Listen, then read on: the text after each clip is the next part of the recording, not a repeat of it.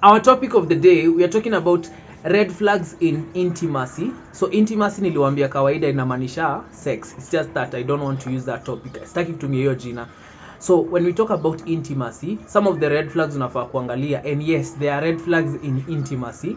One of them is the fact that when a lady, ile time mengi into intimacy, a lady starts talking about, oh, unajua by then naweza pata mimba, unajua by then I feel baby fever, unajua unaniguza hii time, unajua naweza pata mimba. So anytime unasikia hivyo, you need to know that she is trying to communicate something. One thing I need to tell you men, mnafaa ku understand, anytime a lady says something, ladies wanakuanga very intentional with what they say, okay? So anytime unasikia akisema kitu, try and read between the lines, ujue udem ni nini anajaribu ku communicate. There's something she's trying to tell you na baby hauwezi kuiget, okay? So anytime you hear her talking about pregnancy, anytime mnaenda to intimacy, maybe it's not even the first time, but kila time kienda kufanya intimacy, una realize anytime mna engage in intimacy, una realize say they always bring up your story ya pregnancy. Na nikapata mtu huyu unaweza fanya nini? Anytime unauliza hiyo swali, that lady probably akona baby fever ama she's feeling naweza pata mtu huyu na umse. So anytime you hear that and you don't want a kid, you have to address it. So one way you can do it is unaweza mwambia we, hebu toa akili yako hapo. Mimi I'm not here to look for a baby. I'm not here to get you pregnant, okay? And the other thing also, use protection, all right? So sometimes as guys tunaweza take kitu ni kama udem probably ana joke. Si kujoke ana joke, udem by then anaweza pata bole yako. And some of the reasons why a lady is talking about it ama anataka ku get pregnant, remember ladies get pregnant for different reasons, especially kama hamko at in a marriage situation ama hamko pamoja, probably even in a relationship, hamko committed to each other, yet anakuambia stories of pregnancy. Unafaa kujiuliza ni kwa nini, okay? Number one thing could be probably amekuwa in a situation where mtoi wake alipass. Inaweza kuwa in a situation where alipata miscarriage, so you see they're trying to get another baby, all right? So you need to be very careful. Usijingize kwa situation yenye hauwezi jitoa, because you see once a lady gets pregnant, after hapo sasa utafanya nini, okay? After hapo when she gets pregnant, sasa itakuwa ni issues mingi. And let me tell you, a lady can get pregnant, alafu arudi anze kukuambia ama si tutoe basi umtoi. A lady can come up with that, okay? Me have experienced a situation where dem alikuwa na suggest, si tuende raw. Nikamuuliza na mambo ya pregnancy, akasema si kwani kutoa si ni dakika. And I'm like, you know, so unafaa ku realize tumefika hapo penye even ladies are like, hiki tunaweza toa, okay? And of course, mi siwezi kuambia go down that path. I wouldn't tell you to go down that path, all right? Another red flag you should look out for, anytime unaenda into intimacy and you realize this person keeps telling you tusitumie protection, tusitumie CD, tusitumie means of protection ama family planning, huyo mtu kuna venye anataka kukuweka ina fix, okay? So number one thing, either that person is sick, anataka kukuinfect. The second thing, probably if it's a lady, she's trying to get you pregnant. Even when it's a guy, he's probably trying to get you pregnant, okay? Unaweza pata anaweza kuambia tuende raw, alafu ajisahaulishe mambo ya kubai P2, ajisahaulishe ya kuachia hiyo scandal, akwambia like we jipange, una get? So maybe he's trying to get you pregnant, all right? The other thing also could be probably ile time yenye umse anasema mstumie protection, probably for them again sickness, kitu ya kwanza kabisa. So you need to be very careful. Unafaa kujua protection should be your own initiative, especially as a guy. It should be your own initiative. Usingoje ati dem akubali ama asikubali. Hapana, mwambie wewe. By the way, me I love to tell ladies in advance, ama unaambia dem in advance. By the way, mimi I'm a big advocate for protection. Why? Because once you say it, anajua at the back of her mind, huyu mse hakuna venye ataifanya bila protection, all right? Very important. Another red flag in intimacy, kitu unafaa kuelewa ni when somebody starts telling you ati si tujirecord, ati si tuweke simu pale manze tujirecord tuone venye itaka, alafu anze kukuambia ati nita delete. You need to be very careful, because once that thing is recorded, haujui mse atatoa wapi, okay? Even guys have been in scenarios where probably mko kwa room na dem, and then she just picks her phone, anajifanya ni kama anakurecord, ama hata anachukua simu anaanza kukuangalilisha hivi. I've been in that situation before. So sometimes, sometimes inaweza kanika ni joke, sometimes inaweza kwa pia maybe huyo mse anakuchezea aone reaction yako, but sometimes I feel like hizo ni red flags, because why is that person doing that, okay? In some scenarios hata unaweza pata your partner ama huyo mtu mwenye mko na yeye hapo anaweza chukua simu yako, and because they know probably ukimwona na simu utadhania na record, anaeka hadi flash. So ikaeni kama honestly kurecord na record. Okay, so sometimes you try to think mbona huyo mse amefanya hiyo kitu. You know sometimes watu hufanya actions zingine na kama hautakaa chini ujiulize kwa nini huyo mse amefanya hiyo kitu, utry kujiuliza like why has that person done that thing. Like honestly umechukua hiyo, mbona umetaka kunionyesha ni kama unaweza taka kurecord ama ni kama unaweza record. You see that person is probably communicating something to you very important. So anytime somebody tells you ati wacha tujirecord, red flag. Anytime you see umeingia kwa room alafu umenotice ni kama kuna kamera kamewekwa in your certain position ama kuna kitu how feel ni kama kuna kitu na record hapo, very important that you angalia, make sure umeangalia, umejua ni nini, mbona hii kamera imetuface hivyo, mbona hii kamera iko kwa room. Okay, very important for you to understand. Alright, another red flag in intimacy, unafaa kujua that there are some people wenye wanaweza try kuinitiate into some weird things. Okay, so maybe wao when they go into intimacy they do some things. Ushaisikia hawa si wenye wana wakiingia kwa relationship wanasemanga wacha tujikate, ati mimi nijikate na wewe ujikate, alafu sijui tuunganishe, hiyo ni nini. Usiallow hizo vitu zikuhapenia. Okay, those are some blood covenants, na usikubali kuingia kwa vitu kama hizo. Okay, anytime you realize mtu ameanza vitu weird, imagine achana na yeye.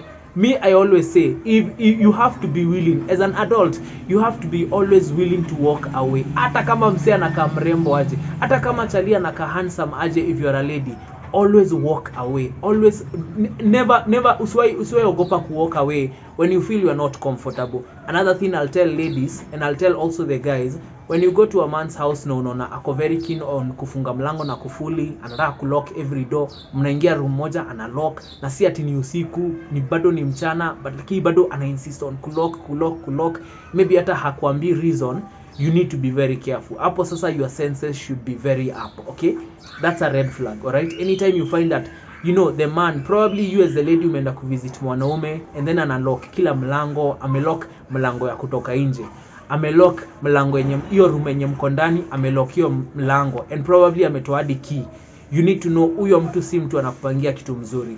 So for the guys on the flip side, I will say don't lock the door. Okay, don't lock the door. Obviously tunajua milango zinakuanga na kale ka lock kapale chini, lock hiyo ya chini, lock hiyo ya juu, lakini si lock na kufuli. Alafu pia onesha dem penye umeweka funguo. Okay, and I'm not talking in a situation where umetoa dem club hata umjui, umeleta tu chipo funguo, umemleta kwa hao a random lady, huyo anaweza kuibia. Okay, and why are you in this day and age, na hizi vitu zote tunaona ziki happen, you're still getting random ladies to come to your house as a man.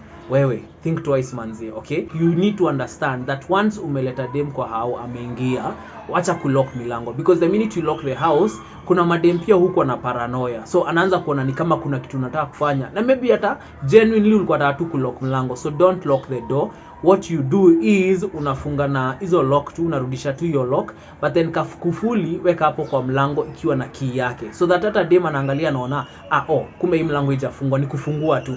The other thing also, eka viatu zake karibu na mlango. Okay, so ladies, when you go into a man's house na unaona anafanya hizi vitu, ana lock mlango, au very keen on kulock kila mlango mnaingia, kila room mnaingia na lock mlango, hata anatoa hadi key, you're not safe. Okay, in that situation you're not safe and your areas should be up your time. Unafaa kujua kuna kitu ina happen na si mzuri. Alright, the other thing I'll say also, there are people when another red flag ni awase wenye wanataka, they want you to watch adult films before you can engage in intimacy. Okay, I know it sounds like something unajua ni kitu ya kawaida nini, but you see, you can be a person mwenye wewe watching hizo vitu, you don't watch adult films. Nikisema adult films namaanisha nini? Porn. Alright, so unapata there are people wenye before intimacy they have to watch it. Don't allow yourself. Na utashtuka sana, because even for me, I saw a lady doing that. Okay, I was in that scenario where a lady wanted to do that. Sasa kitu yenye inakuanga mbaya ni ati kama wewe uliachananga na hizo vitu, ama squeezy you don't do it, ama you have never done it, it can get you into an addiction cycle enye unaweza shindwa kujitoa. Alright, because sasa amekuja siku ya kwanza mmewatch mmefanya, amekuja siku ya pili mmewatch mmefanya, amekuja siku ya tatu mmewatch mmefanya. you know what that is doing to you, inakucreate ka cycle. So it's starting to create mindset fulani. So utafika point yenye you don't, and I don't blame that lady. Unaweza pata hata yeye kuna msee alimuintroduce to that same cycle. So you need to understand, you anytime unaona msee anaanza kukwambia ati to watch an adult film because an adult film before we can engage in intimacy, huyo anakuingiza, huyo achana naye kabisa. Okay, that's a red flag.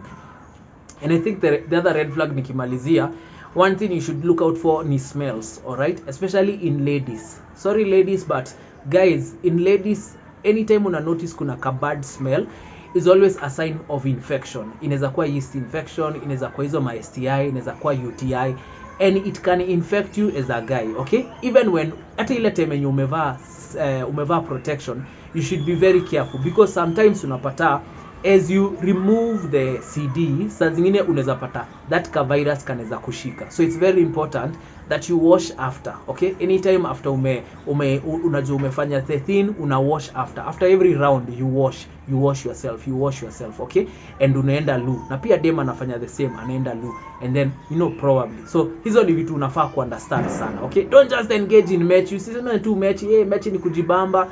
If you're not careful, you will get infected kama haujui. Okay, so you need to understand. All right, and I'm not here advocating for match. Kama unaweza wait, the better.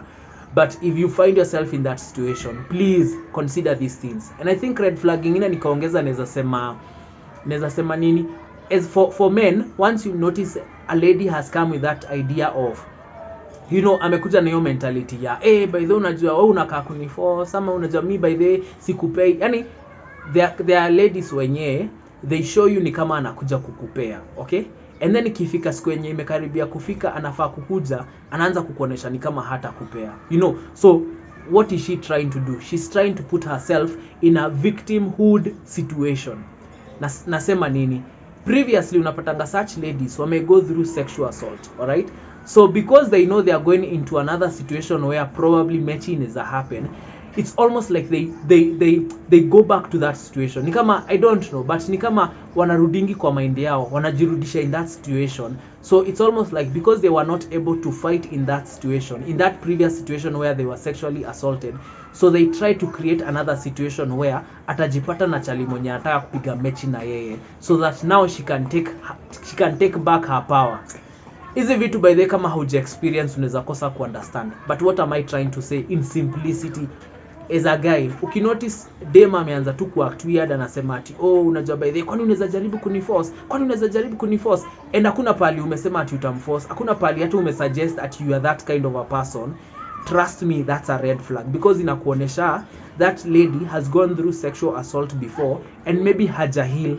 So now she's trying to transfer the same, transfer the same trauma to you. Okay, so uko very genuine, wewe hata hujaifikiria kufanya kitu kama hiyo. Do you know there are guys out here wenye wameishi wakijua that they have ever sexually assaulted a lady, and in real sense huo dem alikuja akampea, but dem akafika point akachange your situation, akaimekikae ni kama wewe ndio umeniforce. When I tell you these things, sometimes I know sometimes that mtu ajai experience anaweza judge, anaweza sema wewe you are accusing the victim. Anyway, wacha ishi hapo. Anyway, comment in the comment section and tell me what do you think about, but that's a red flag. Honestly, for men that's a red flag. Ukiona dem anaanza kuact ni kama ana bring up stories of sexual assault, it means haja heal.